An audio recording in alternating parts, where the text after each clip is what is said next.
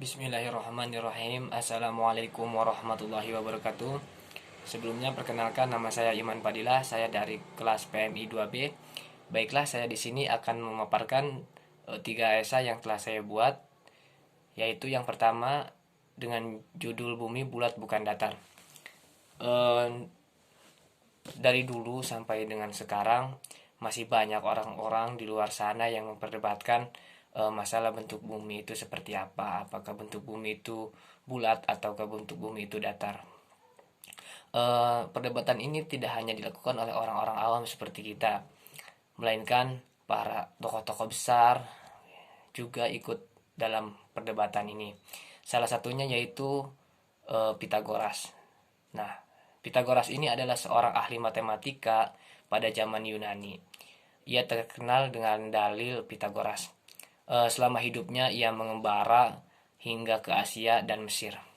Pengikut Pitagoras ini sering dikenal dengan sebutan Pitagorean. Pendapatnya tentang bumi, bahwa ia menyatakan bumi itu berbentuk bulat dan berjalan di angkasa. Nah, pendapat Pitagoras ini juga didukung oleh Aristoteles. Tapi berbeda dengan Pitagoras, Isaac Newton pada akhir abad ke-17, ia mengatakan bahwa bumi itu tidak mungkin berbentuk bulat. Menurut teori Newton ini, benda kenyal yang berputar pada sumbunya akan mengalami pemampatan karena gaya sentrifugal. Newton berpendapat bahwa bumi itu berbentuk oblet atau ellipsoid. Bagian kutub cenderung datar.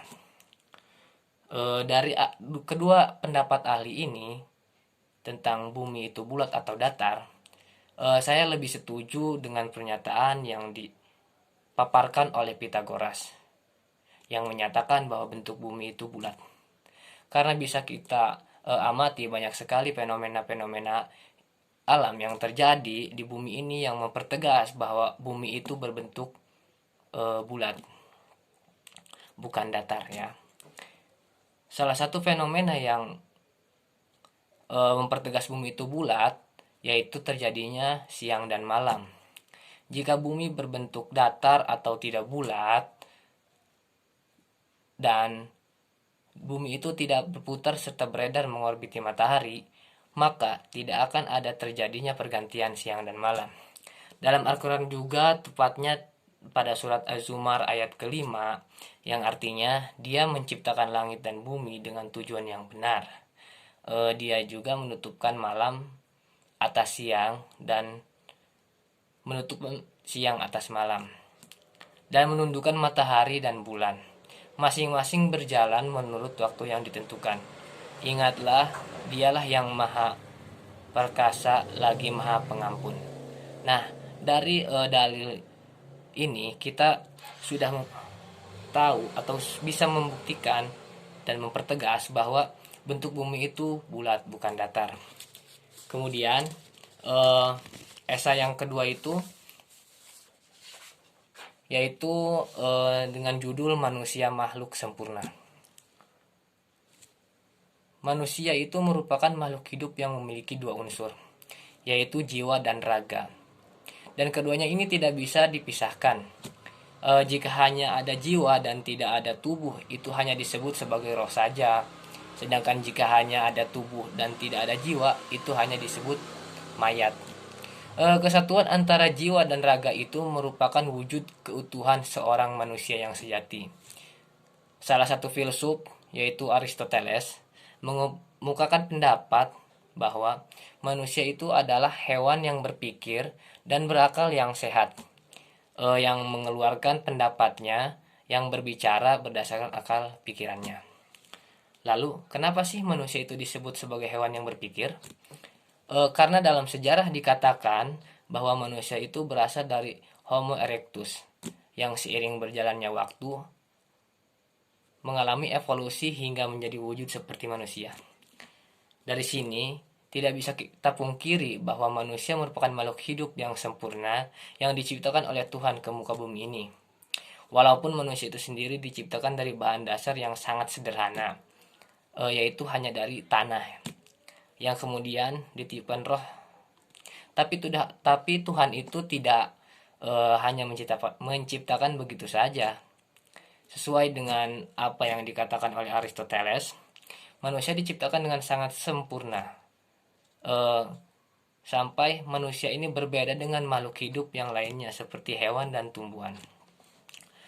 Eh, Lalu apa yang membedakan manusia dengan hewan dan tumbuhan? Manusia itu diberi akal pikiran untuk menjalankan hidupnya. Sedangkan hewan itu hanya diberi naluri oleh Tuhan dalam menjalankan hidupnya itu.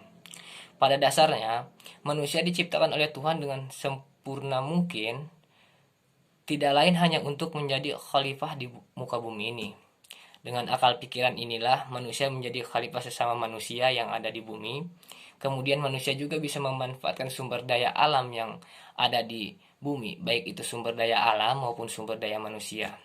Dan selain memanfaatkan sumber daya alam itu, manusia juga diharapkan mampu menjaga dan melestarikan sumber daya tersebut. Kemudian judul esai selanjutnya yaitu wanita bukan simbol diskriminasi. Mungkin kata diskriminasi tidak asing bagi perempuan, karena perempuan kebanyakan mengalami tindakan-tindakan diskriminasi. Bahkan salah satu filsuf yaitu Aristoteles mengemukakan pendapatnya tentang perempuan. Ia menganggap bahwa perempuan itu sebagai makhluk yang memiliki sifat khusus yang kurang berkualitas. Katanya, kita laki-laki harus memandang sifat perempuan sebagai sebuah ketidaksempurnaan. Artinya, Aristoteles ini menganggap bahwa perempuan itu adalah makhluk yang tidak sempurna. Bahkan Aristoteles juga menyamakan hubungan laki-laki dan perempuan dengan hubungan antara manusia dan hewan. Menurutnya, manusia berhak memerintah hewan sebagaimana laki-laki juga berhak memerintah perempuan, karena sifat dasar perempuan yang lebih rendah dari laki-laki. Pemikiran ini ia tuangkan dalam buku yang berjudul Politik, di mana ia banyak menyinggung peran perempuan dalam ranah publik dan privat. Lalu kita melihat sedikit pada zaman jahiliyah, di mana zaman ini para perempuan tidak memiliki kebebasan dalam hidup dan bagaikan budak di dalam keluarganya itu. Para perempuan hanya diperlukan saat para lelaki membutuhkannya saja. Entah itu hanya untuk mengurus rumah tangga ataupun hanya untuk menjadi pemuas nafsu biologisnya.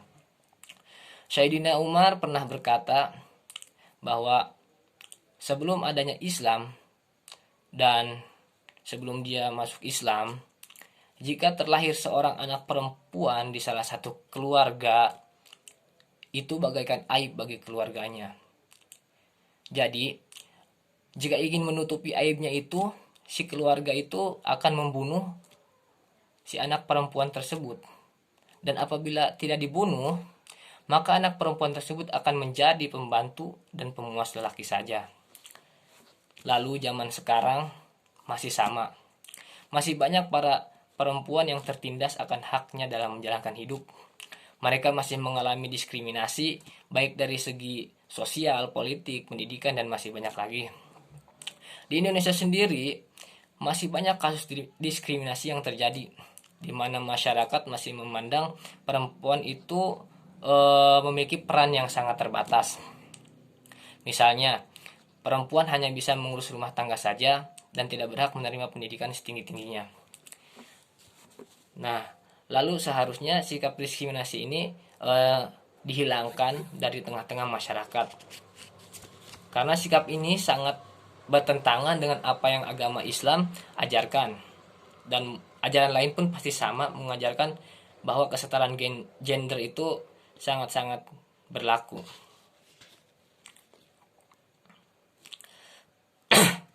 Dalam agama Islam, tidak ada yang namanya perbedaan antara perempuan dan laki-laki. Perempuan berhak untuk mendapatkan kemerdekaannya. Perempuan bisa mencari nafkah seperti laki-laki. Perempuan bisa mengenyam pendidikan setinggi mungkin. Dan perempuan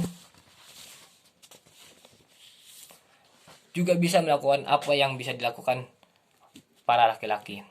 Karena pada hakikatnya perempuan dan laki-laki itu sama di hadapan Allah Subhanahu wa taala. Dan apa yang membedakan dari keduanya itu, yaitu yang membedakan dari keduanya itu hanya level ketakwaan kepada Allah Subhanahu wa taala. Mungkin hanya itu yang bisa saya paparkan, kurang lebihnya mohon maaf. Wabillahi taufiq wal hidayah. Wassalamualaikum warahmatullahi wabarakatuh.